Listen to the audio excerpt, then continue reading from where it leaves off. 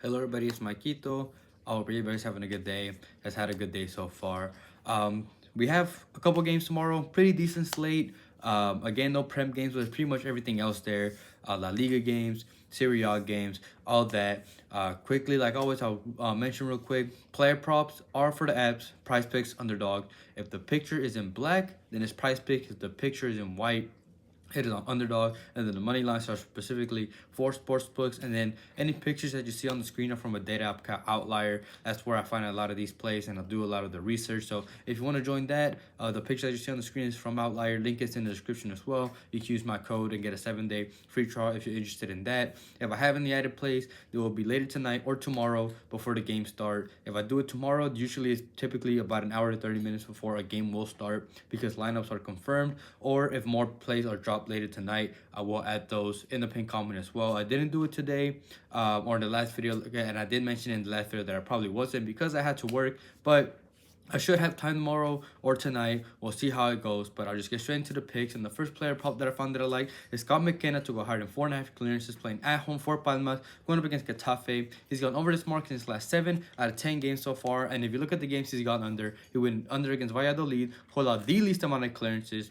He went up against Mallorca, hold the 9th least amount of clearances, and Bilbao, hold the 8th most. But now they're playing Getafe, who allowed the most clearances to opposing teams, which is good for us. The best possible matchup. And Getafe play a lot of long balls. They cross the ball a lot, and when they do play the ball and half the ball, they don't play in their own half. They're constantly trying to attack and play in the opposition half. So there's a reason why they allow the most clearances. They play a lot of long balls that's in the air, a lot of crosses that's in the air, and just trying to constantly attack. There's a reason why this is just a good matchup. And Getafe struggle a lot more away, which means that they will need to attack more. Another reason why opposing teams get a lot of these clearances is because since Getafe go down, they'll control the ball more and they'll go up and attack, and the other team will try to defend more, which is McKenna. So I feel like he's gonna have a lot of defensive responsibility against Getafe. And if you look at the opposing center backs that have played Getafe, whenever Getafe play away, the Atletico center backs has 6 and 4, so that was 10 total.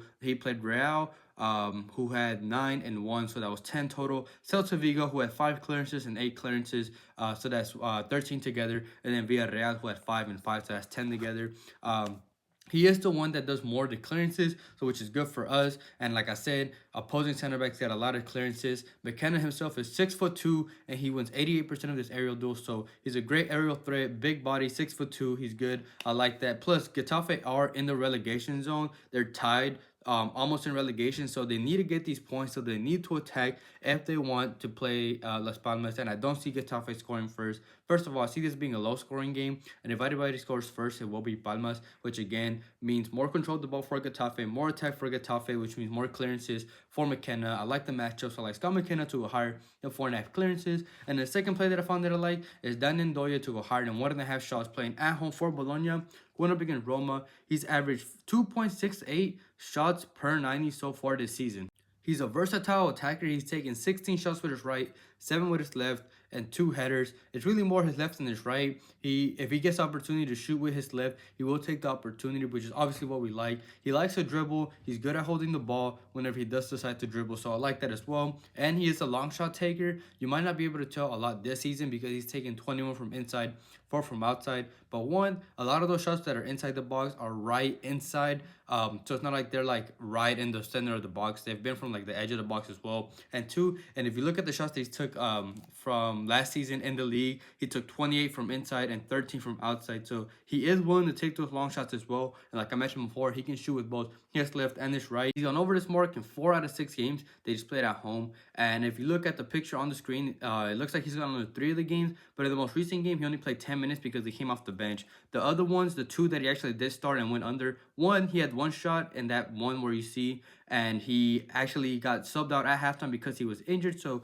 if he would have played the full game, I expected him to go over. And then the other one in which he went under, it was with 1, and he went under against Atalanta, who allowed the 5th least amount of shots. Roma is a dead average team. There's 20 teams. He allows the 10th least slash most, whatever you want to call it, right in the middle. They allow 12.7 shots, and this bumps up to 13.9 whenever they play away from home. He's a good counter-attacking threat whenever on the fast break. He's one of those players that are up there because he's a quick player who will take those shots. So I like the fact that he's a counter-attack threat, because that's one of Roma's biggest weaknesses, is defending the through ball, because they like to play sometimes possession, and they like to play in the opposition half. So whenever they do lose the ball, they have a lot of space out in the back, especially when they play away from home, so he can get those shots off from just kind of counter attack. It's a good line at 1.5, and it's a decent matchup. It's not like it's a bad matchup, it's an average matchup. And I think 1.5 is just a little too low. So like Dan and Doya to go higher than 1.5 shots.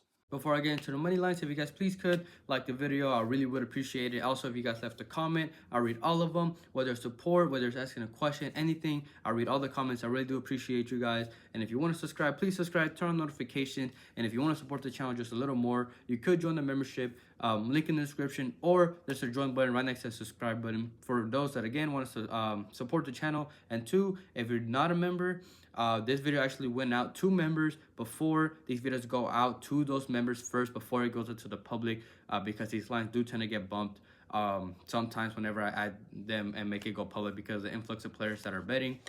Same thing with my player prop and Moneyline apps that I use, all links in the description. I really want to thank anybody who supports me in any way. I really do appreciate you guys. We're so close to hitting 5,000 subscribers, so again, really appreciate you guys. But going into the money line, the ladder challenge was actually the only play that missed in the last video.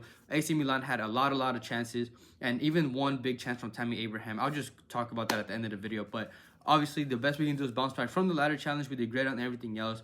And I did find a play that I like for the day one of the ladder challenge, and that's PSG. First at 3 money line going up against Saint Etienne.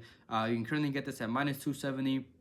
PSG are playing the worst away defense in the league. They've conceded 27 goals in 8 away games, so they concede over 3 goals a game to opponents. And how they're playing the best attack, which is PSG, Saint Etienne have actually scored less and conceded more in the first half than they have in the second half. They've only scored 1 in those 8 away games in the first half, and have conceded 15. So they concede almost 2 goals on average away in the first half, and have only scored 1. And in the second half, they've scored 4 and conceded 12. So again, if there's any chance that you're actually getting better value and more likely for PSG to take the lead in the first half than in the second half, they also allow a lot of shots, allowing 16.5 away from home.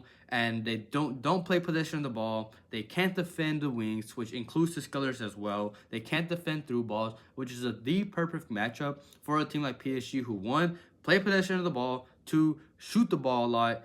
They shoot the most than any other team in this league.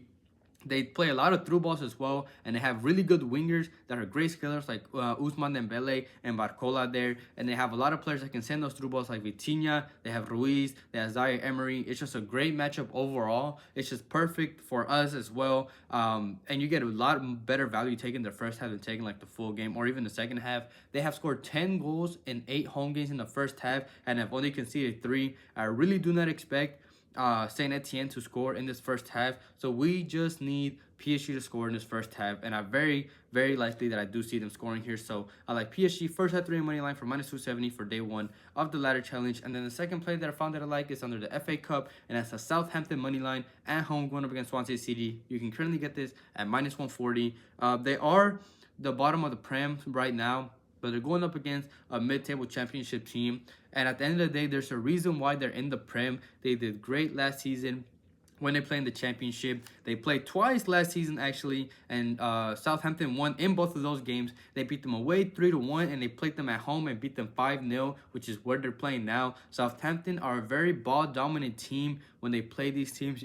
They might not be able to show whenever they play in the Prem because they're playing really great teams, but when they play against these smaller teams, they play possession of the ball, and they take a lot of shots. Swansea's defense goes from allowing only 9.2 shots at home all the way to 14 away. That's a big gap. They allow a lot of shots whenever they play away compared to home. They can't defend through balls, and they will struggle against an aggressive team like Southampton, who, again, they already control the ball. They will take a lot of shots, and when they lose the ball, they will be fighting hard to get it back. So, and if you look at the games that they've played in the EFL Cup, they beat Cardiff 3-5 away, so they're great at scoring. They beat Everton 1-1, a much better team, and beat them on penalties. They beat Stoke 3-2 when they played at home, and the only game they lost in that cup was whenever they played Liverpool, who's arguably the best team in the world. So they're still a great team against these weaker opponents. They showed that they're able to score against them. And Swansea City, who allow a lot of shots, and now that Southampton's playing at home, I easily see them outscoring Swansea. If Swansea managed to score one or two, Southampton can easily score a lot more. I like the money line rather than the goals, just in case. Obviously, it's like a 1-0 game or something like that. So I just like this play. There's a reason why they're in the Prem. So I like the Southampton money line for -140 going up against Swansea City. Thank you everybody for watching. Quickly going over the last video's picks. We swept the player props 2-0. Thalvin higher than 1.5 shots, and Weiner lower than 4.5 saves. We hit those. They were pretty easy for the most part.